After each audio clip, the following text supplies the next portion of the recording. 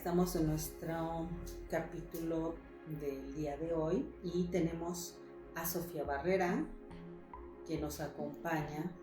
Ella nació en la Ciudad de México, actualmente se desempeña en la educación de destilados de agave y su cultura. Creció y se formó dentro de una religión muy conservadora, la cual la lleva a tener una conexión con su parte más espiritual desde muy pequeña. Sofía nos acompaña en este capítulo porque ella también tuvo un despertar espiritual, pero ella nos va a contar cómo la vida la ha llevado a la perfección que es. La vida siempre es perfecta y ella ha tenido sus propias vivencias que la han llevado a darse cuenta que la vida es maravillosa y en todo lo que sucede, perfecta.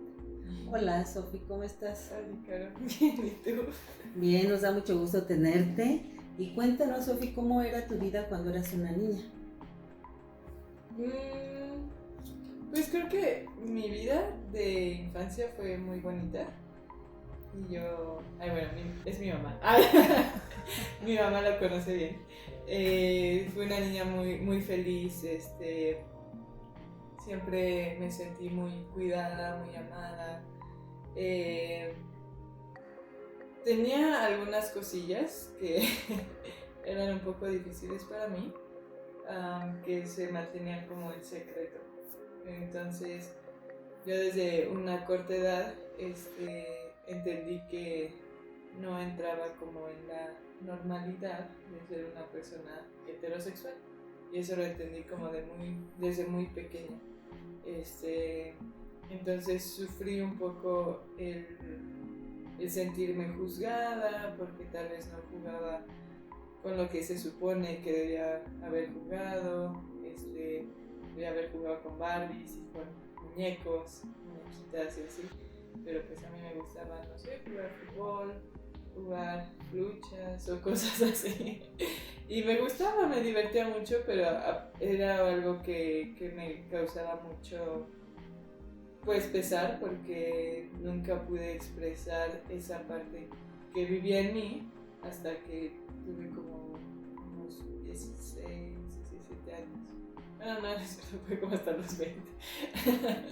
Pero fue como esa etapa fue un poco difícil. También pues crecí en un mundo muy conservador. Yo crecí en la religión mormona, sí, y entonces eran muy conservadores, por ende yo creo que me sentía también culpable por tener como esos sentimientos, pero también todas esas cosas, como estar como dentro de la iglesia, me hacían sentir como cierta seguridad sobre lo que era la vida, ¿no?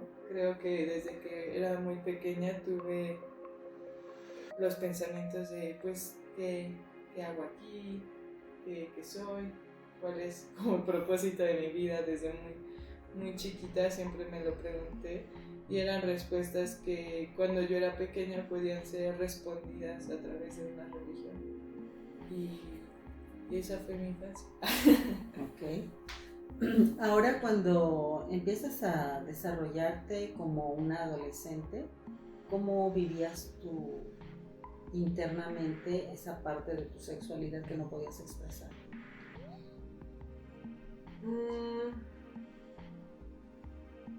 No sé, nunca lo había pensado.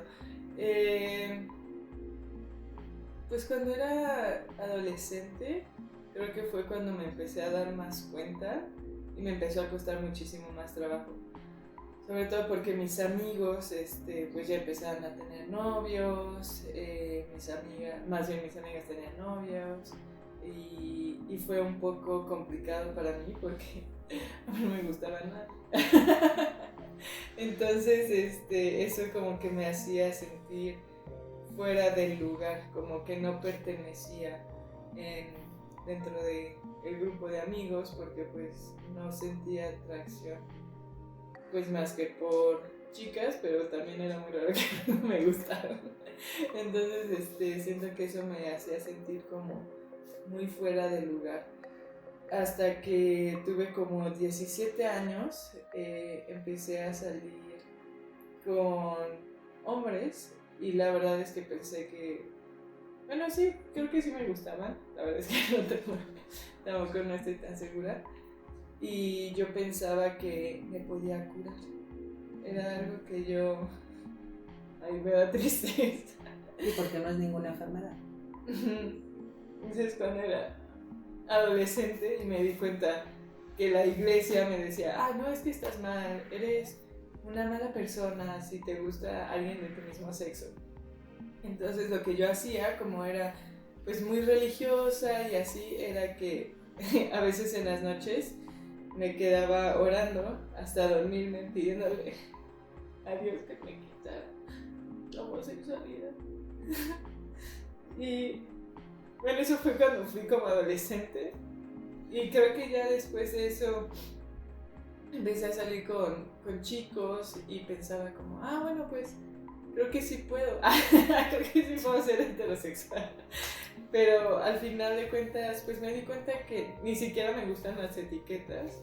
Y me gusta ser una persona libre. Me gusta tener como la opción de si algún día me enamoro de un hombre, pues va a pasar. Y si algún día me enamoro de una mujer, pues también.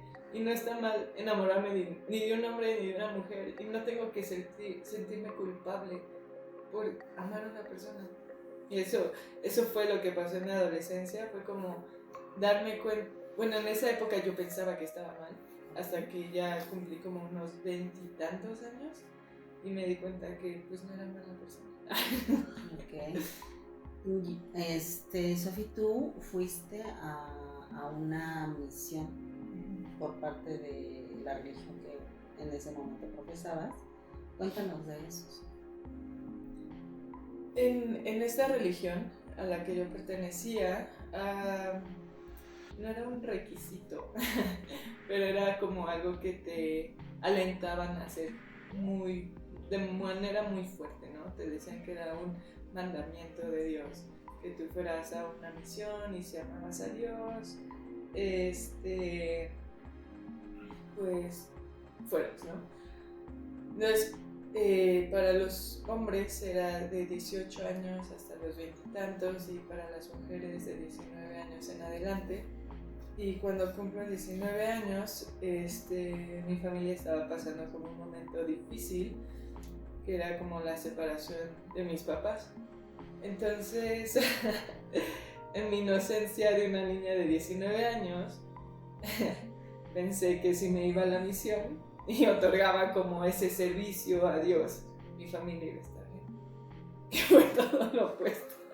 Pero era una inocencia como de una niña de 19 años que pensaba que eso iba a solucionar los problemas de su vida. Entonces yo decido irme a los 19 años a la misión, 1 año y medio. En ese año y medio me dedico a ser la persona como más recta en todo lo que me decían, ¿no? Era literal un régimen muy militarizado. Teníamos que levantarnos a las 6 de la mañana, a las 9 de la noche estar en la casa. Nos despertábamos a las 6 y cuarto, empezábamos a estudiar de 6 y cuarto a las 7 y media, algo así. Estudiábamos, luego estudiaba con mi compañera, desayunábamos, o sea, era como muy estricto todo, pero no había alguien que te viera, ¿no? Entonces lo que me decían en la misión era, ya nadie los ve, pero Dios los está viendo, ¿no? Y nos decían, así que ustedes saben, ¿no? Como qué es lo que... Cómo comportarse. Entonces yo decía, no, pues a mí me da miedo Dios, ¿no? Porque el Dios que me vendían, literal, era un Dios como muy malo, o sea, muy, como vengativo, como que castigaba a todos. Y bueno, el chiste es que yo me vuelvo una super misionera. A las 5:58 yo ya estaba despierta, me ponía a orar, estaba arrodillada haciendo mis oraciones, estudiaba. Y dentro de la misión fui muy exitosa con respecto a mí misma, a las cosas que yo desarrollé. Me volví muy buena haciendo como lo que hacía y eso me ayudó mucho, pero también me ayudó mucho a darme cuenta de lo que yo era capaz, porque yo, una niña de 19 años, me fui a vivir a otro estado sola, pues me daban muy poquito dinero y aprendí también la realidad del país en el que vivía, porque yo vengo de una ciudad, vengo de pues una clase media alta, no, más media que alta, pero vivo con muchas ventajas, y cuando yo voy a estos lugares, voy a comunidades indígenas en medio de la sierra y me doy cuenta de las cosas tan hermosas que tengo, pero también de las maravillosas cosas que tienen estas personas en comunidades más pequeñas, y me enamoro de la cultura de la gente, me enamoro de estas personas que tienen tanta historia, tanto amor, y que aún la gente no las reconoce tanto. Es decir, que la misión que tú serviste te ayudó a darte cuenta de tus capacidades y también te abrió los ojos a lo que es la realidad de lo que se vive en México, ¿no? En las comunidades pequeñas. Sí. Ok, interesante. Entonces, otra cosa, ¿cómo ese lapso que estuviste en la misión, qué pasaba con respecto a tu sexualidad?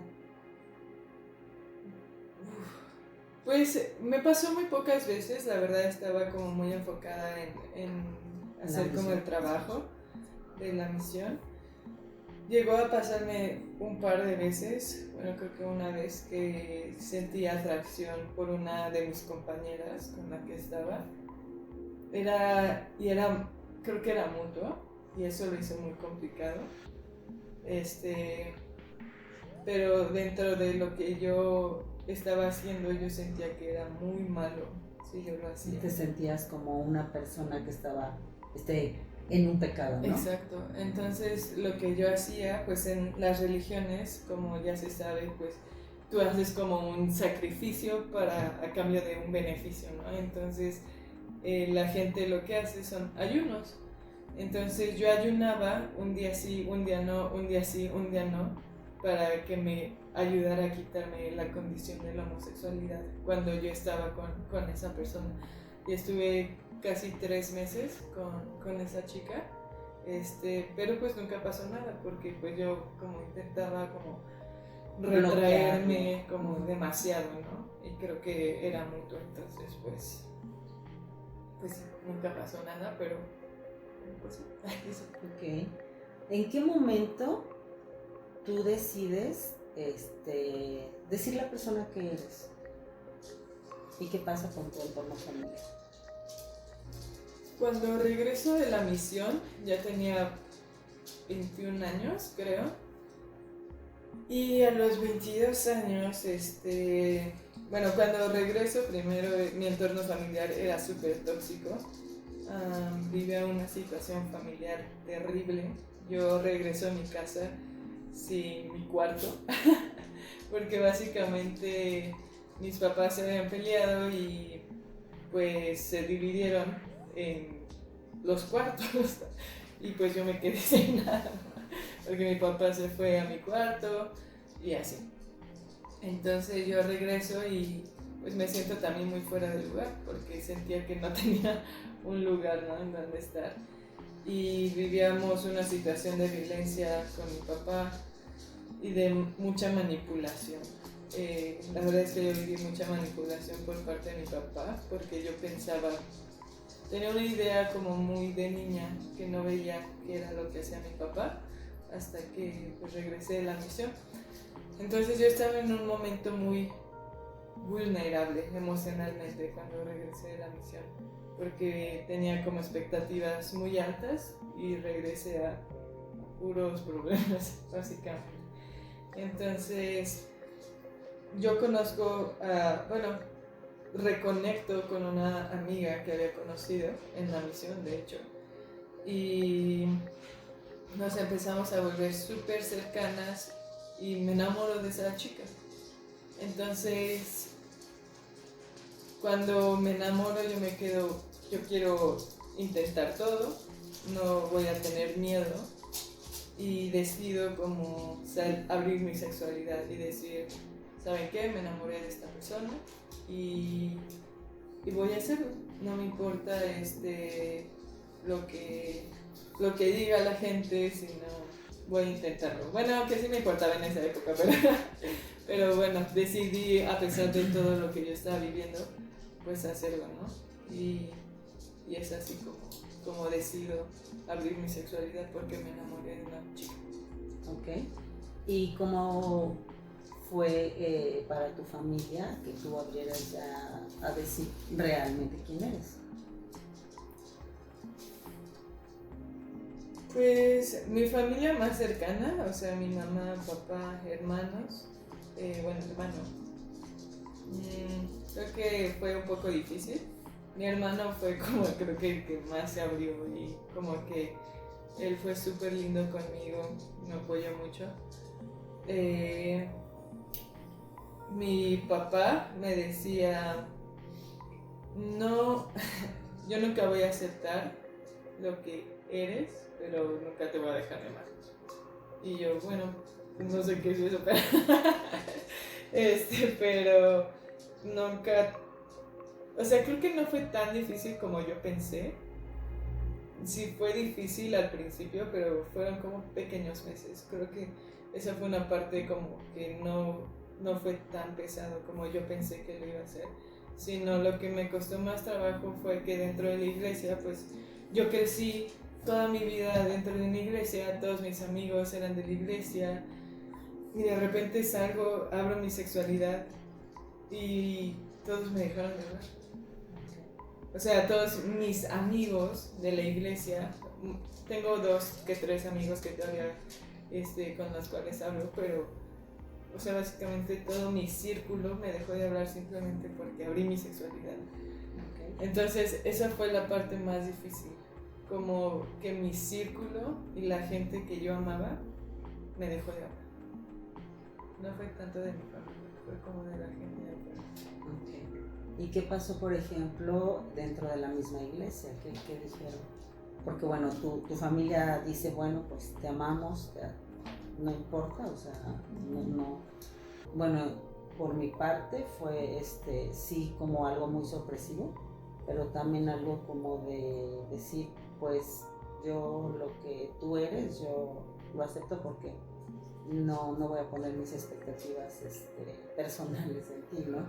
Entonces, pero hay una parte de la iglesia que me gustaría que nos contaras. ¿Qué fue lo que pasó con la iglesia? La parte de la iglesia siempre me costó mucho trabajo porque a mí me enseñaron a ser la niña buena. Entonces, era y creo que todavía sigo siendo como una persona un poquito más introvertida, No podías fumar. No podía fumar, no podía tomar. Cuando estaba en la preparatoria, yo decía, no, yo no voy a ir a fiestas porque eso invita al pecado. Es del diablo. Es del diablo, ¿no? Entonces, yo prefería... Esas son cosas del diablo. Yo prefería alejarme. Entonces, era una niña que se alejaba de ser una niña, una adolescente, simplemente porque la iglesia me empujaba. Te coartabas. Me decía, no, es que eso está mal. Okay. Entonces, una vez que salgo a decir mi sexualidad, me empiezo a cuestionar toda mi existencia. Tuve una crisis existencial terrible. Yo creo que viví en depresión como unos 2-3 años después de haber aceptado mi sexualidad, porque bueno, sí, entonces yo ya no creo en la iglesia, porque pues la iglesia dice que yo soy pecadora, que yo soy mala, simplemente porque me enamoré de una mujer. ¿Pero ellos te rechazaron en la iglesia? Sí,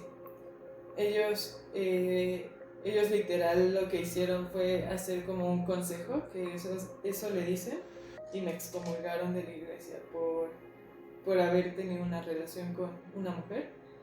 Entonces me dijeron dentro de la iglesia, puedes seguir viniendo a la iglesia, pero no puedes orar, no puedes participar, puedes seguir pagando diezmos, casualmente, pero no puedes hacer como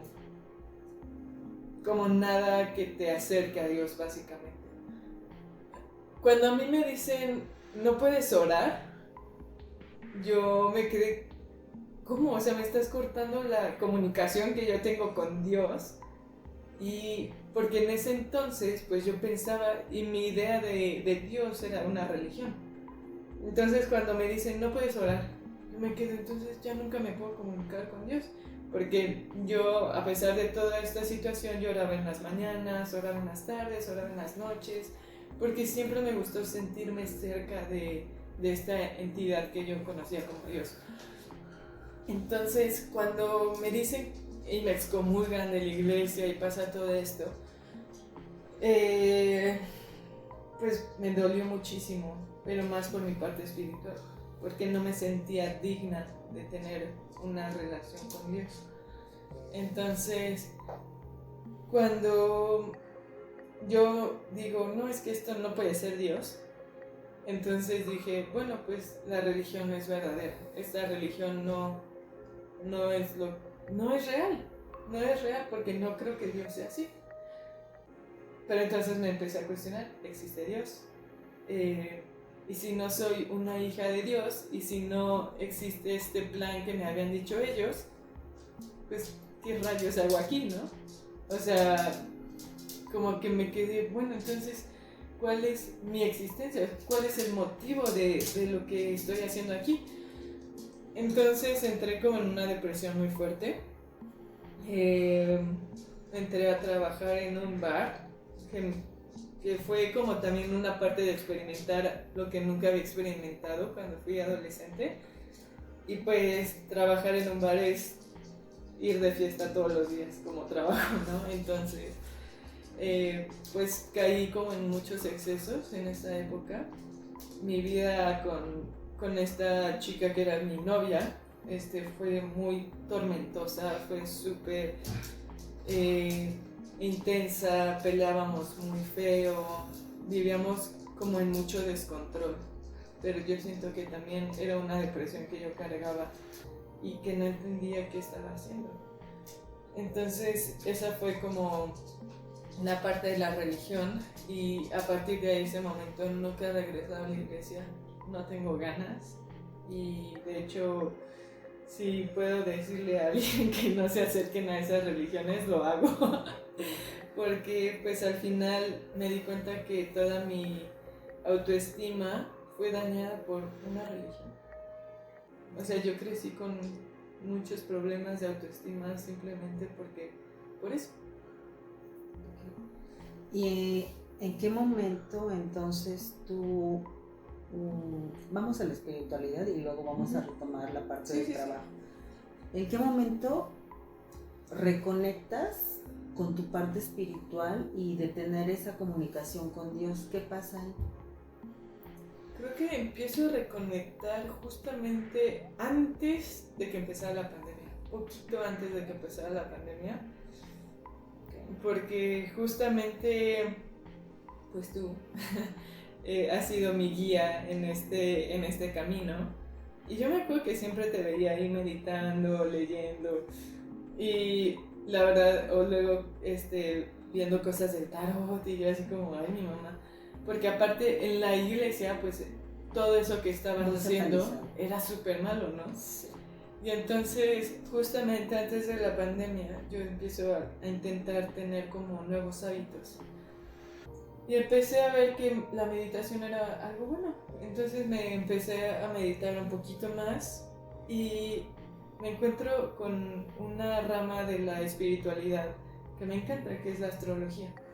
Dentro de mi búsqueda personal de saber quién era yo realmente, o sea, después de la iglesia, porque yo era como un monigote de la iglesia, ¿no? De la religión a la que había asistido, y en la búsqueda personal de saber quién era, me encuentro con la astrología y empiezo a leer empiezo a leer los arquetipos de los planetas, las casas, y empiezo a leer y digo, y así literal yo estaba como en el celular leyendo, sí soy.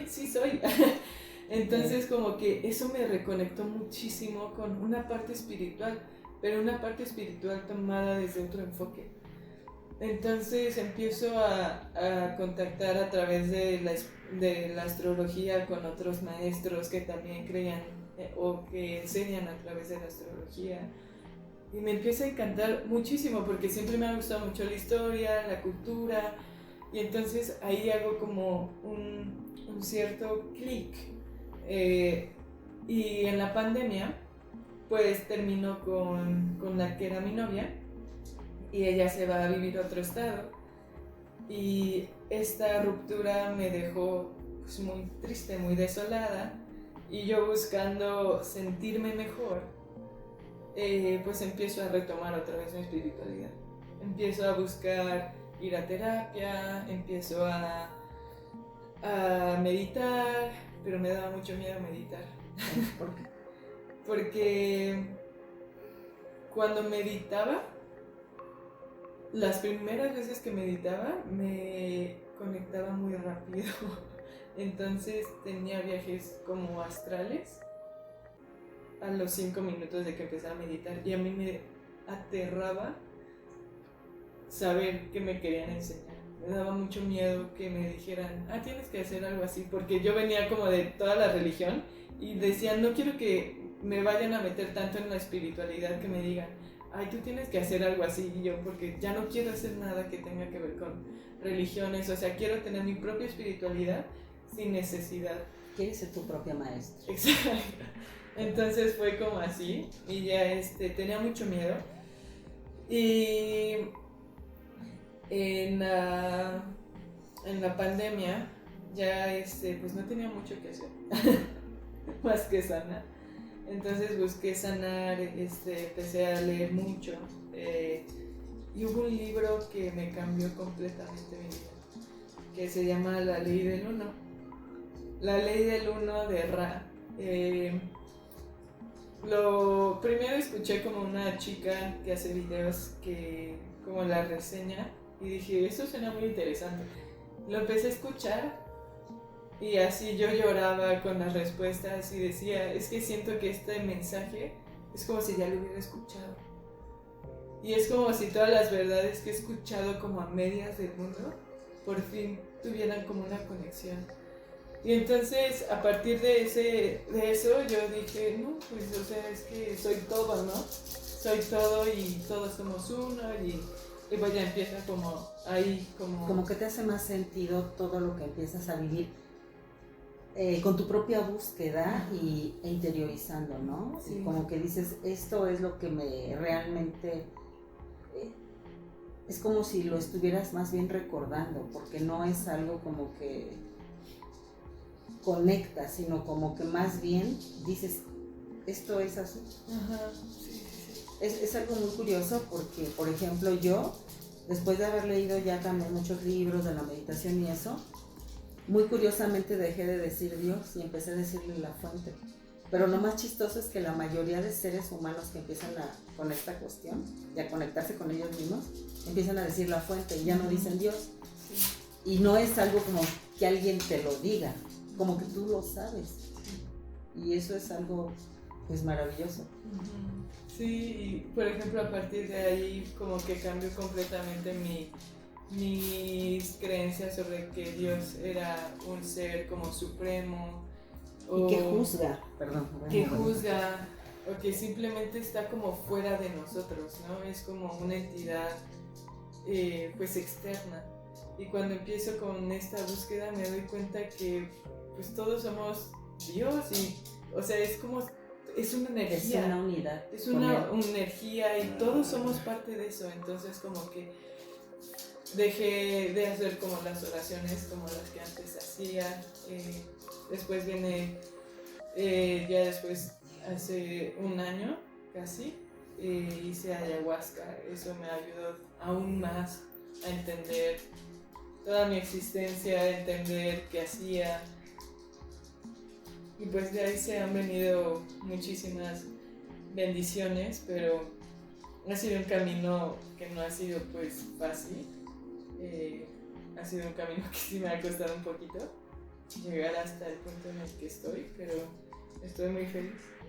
O sea, como que veo hacia atrás y digo, qué padre que tuve el valor de aceptar mi sexualidad y que a partir de eso todo se abrió a sanar, a ver muchas cosas. Y, pues, ¿Y qué fue lo que más aprendiste, por ejemplo, de la sesión que me estás diciendo que hiciste de ayahuasca?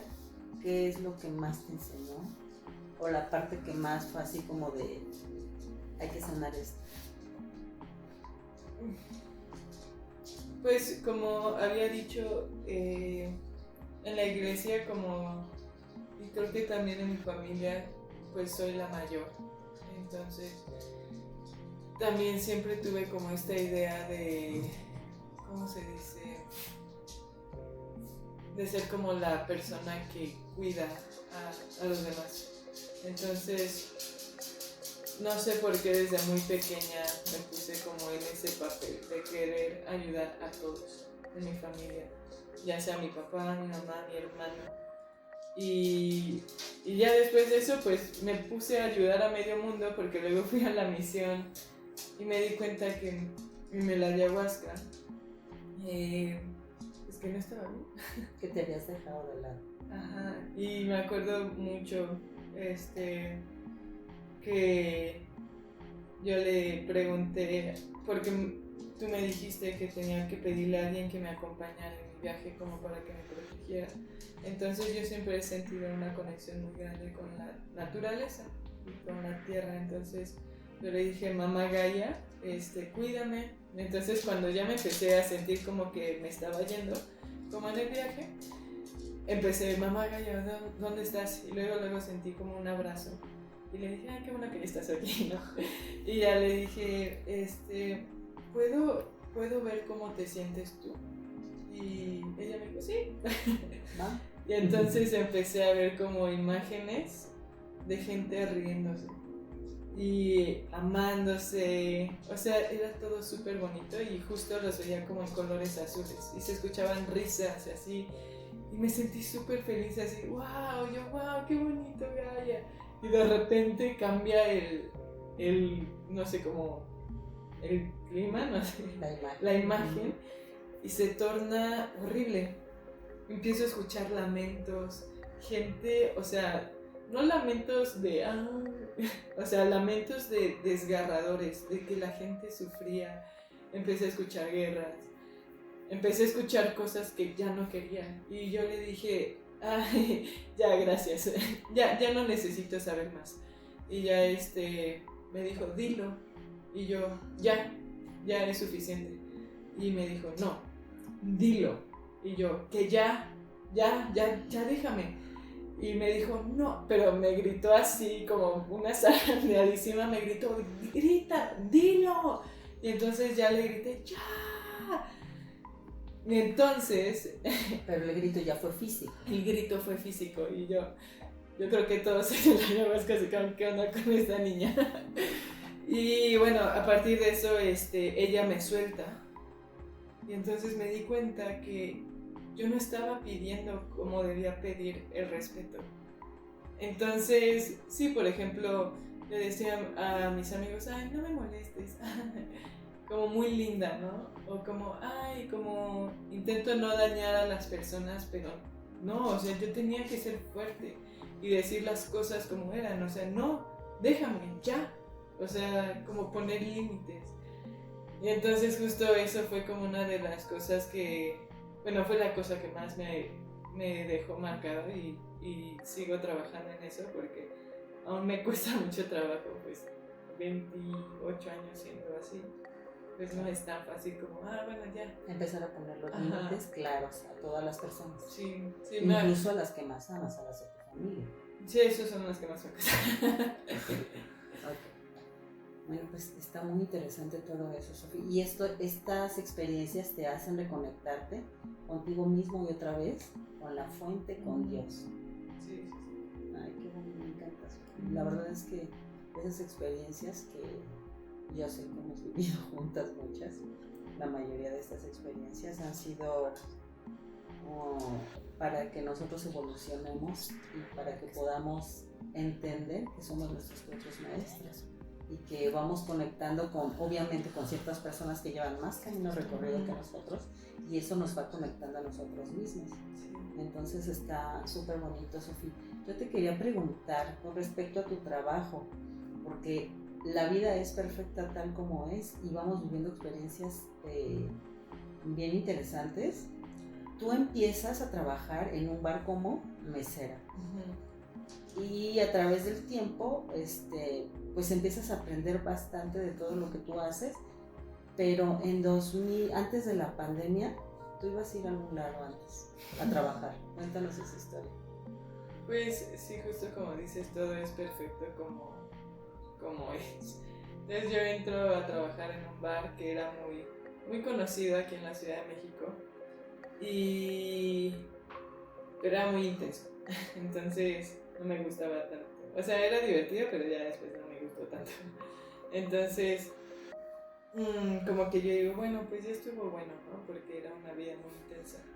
Entonces, en la pandemia yo aplico, bueno, un poquito antes de la pandemia, unos meses antes de la pandemia, yo aplico para un trabajo porque ya estaba muy cansada de la vida de bares, porque pues, no me gustaba tanto. O sea, siempre he sido como una persona que me gusta estar en casa y más tranquila. Entonces, yo aplico para ser sobrecargo en Emirates Airlines en Dubai. Y me fui, hice la aplicación. ¿Fuiste a Guadalajara? Fui a Guadalajara a hacer como todos los requisitos, eran como 8 filtros y de 100 personas solamente quedamos 2. Bueno, obviamente entre ellas yo. Y yo estaba emocionadísima porque me iba a vivir a Dubai. Por fin iba a cambiar el gremio de lo que estaba haciendo y iba a viajar, me iban a pagar por viajar.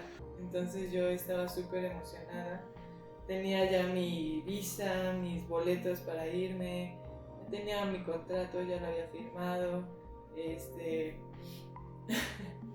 y llega la pandemia y mi vuelo salía en marzo 26 del 2020.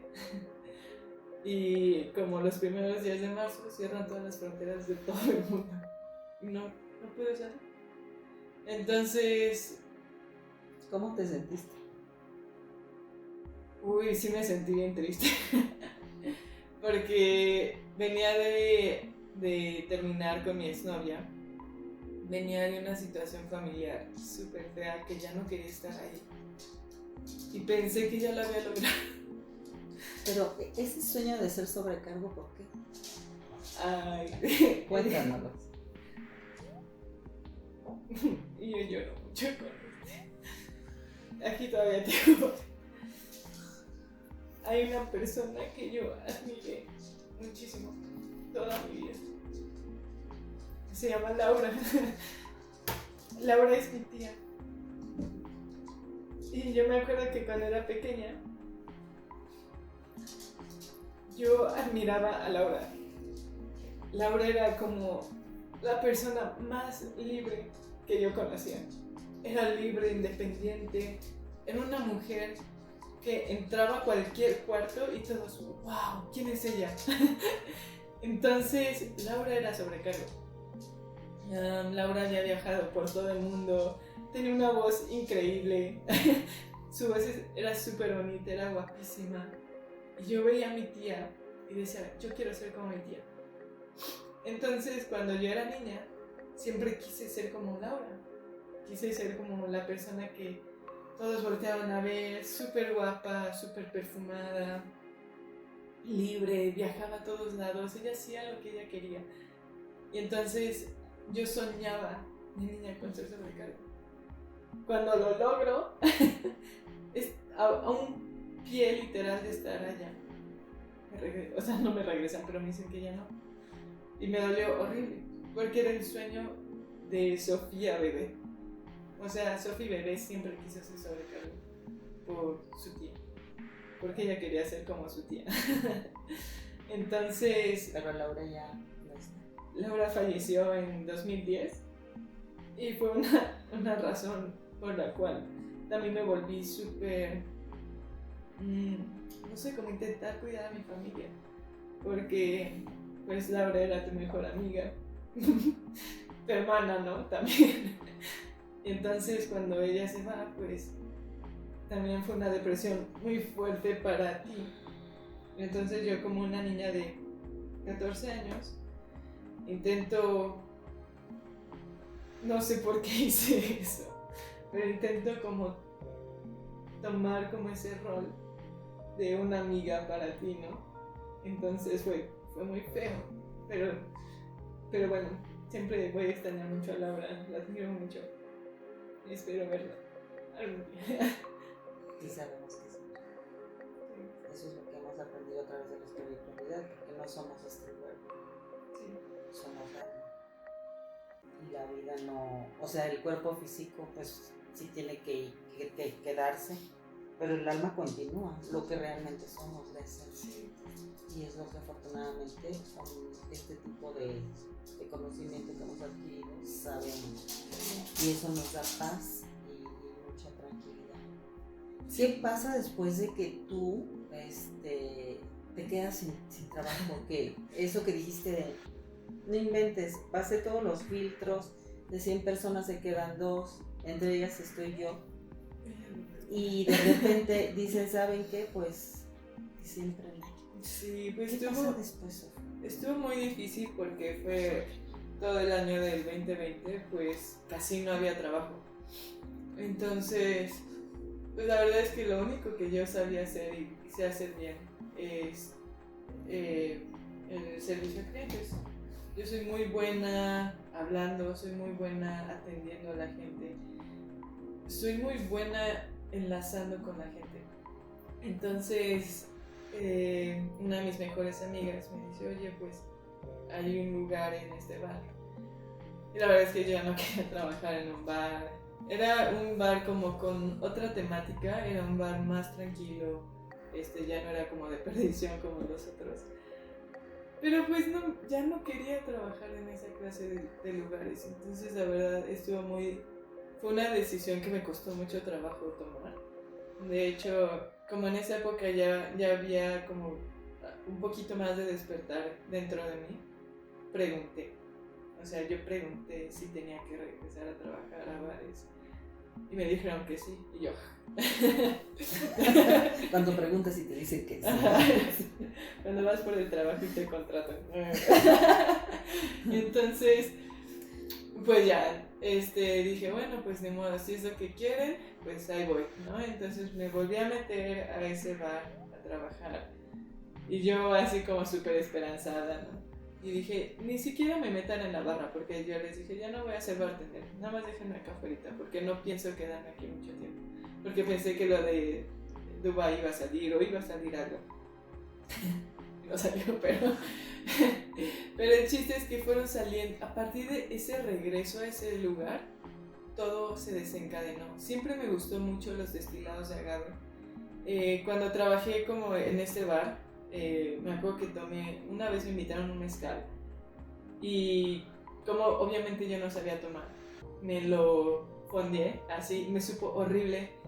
Pensé, ese fue mi primer encuentro con un destilado de agave y siempre dije, en la vida vuelvo a tomar mezcal, en la vida.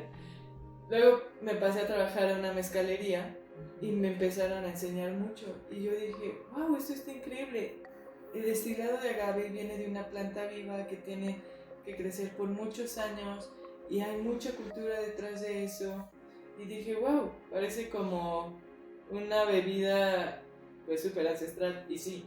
Y entonces empecé a conectar con el misticismo detrás de los destilados de agave en las culturas y me encantó.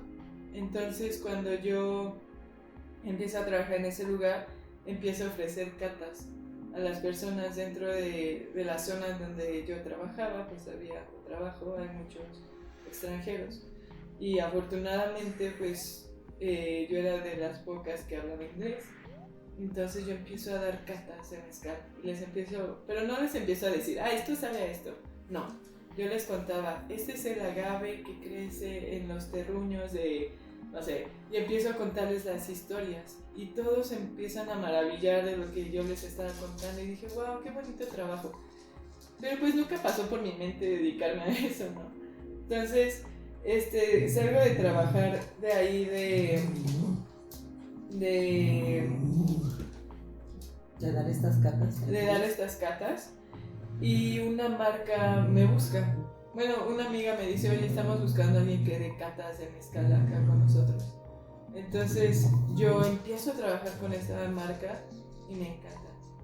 Y empiezo a decir, bueno, sí puedo vivir de contar historias. Porque literal eso es lo que hago, mi trabajo es contar historias. Y me encanta porque también no solamente las cuento, las vivo. Yo voy con los productores y es lo que te decía, que en la misión me encantó haber conectado con esta gente. Porque cada vez que yo voy a estos lugares me siento increíble. Conozco las historias de las personas y este trabajo para mí no es por el mezcal o por el destilado. Es contar las historias de las personas, es por ellos, por la planta. Entonces cuando estaban en el ayahuasca, yo sentía un poco de culpa porque yo decía, es que es un recurso natural y es una planta viva la que se cosecha para el mezcal. Y dije, le pedí permiso a Gaby y le dije, si tú quieres que me dedique a esto, pues dame permiso porque pues yo no quiero hacer algo que no esté bien. Y ella me dijo que sí. Entonces yo dije, bueno. Entonces yo empiezo a hacer esto y me empiezan a hablar como muchas, o sea, me empiezan a llevar como muchas oportunidades. Dentro de una de ellas, que fue el parteaguas de todo lo que ahorita he logrado, fue una amiga que me dijo, oye, hay un evento muy grande de café, pero están buscando que alguien haga cócteles. Y yo dije, bueno, sí, yo los hago. Y de hecho nos preguntó a varios, pero nadie quiso, solamente yo. Y yo dije, bueno, pues yo me ofrezco, yo hago los cócteles, porque pues ya tenía experiencia también haciendo coctelería. Y lo hice con mezcal. Fue la primera vez que me cayó un depósito grande a mi persona. O sea, yo había tenido como pues trabajos normales, o sea, sí me iba bien. La verdad es que trabajar dentro de la industria de bares y eso pues nos va bien, pero nunca tanto. Entonces a partir de eso yo me vuelo la cabeza y dije, no manches, puedo lograr lo que sea. Me sentí súper padre y a partir de eso yo siempre he sido una persona que nunca me cierro a las oportunidades y soy una persona que busca como conectar con mucha gente. Entonces dije, justo cuando llegué a ese evento, porque tenía una cata, llegué tarde y dije, voy a ir a conectar con personas, quién sabe quién me puede encontrar. Y ahí conocí a una persona que ahora es mi socio, que me fundió mi proyecto personal, que se llama Sagrado Maguey y que se trata de relatar las historias de los pequeños productores. Y siempre el lema de Sagrado Maguey es que agradezcas a la tierra cada vez que tomas un pequeño sorbo de mezcal y que lo hagas como con conciencia, no solamente que lo tomes para embriagarte, sino lo compartas para momentos muy especiales. Entonces de ahí empieza a salir eso. Después mi hermano y yo estamos viendo si exportamos a Canadá, me hablan otras marcas, ya empiezo a trabajar con un lugar súper grande aquí en Ciudad de México que se dedica a educación de agave y ahora mi vida solamente se dedica a contar historias y es lo que siempre me apasionó. Me acuerdo que cuando era niña me gustaba mucho la historia, pero porque mis maestros no me la leían, me la contaban.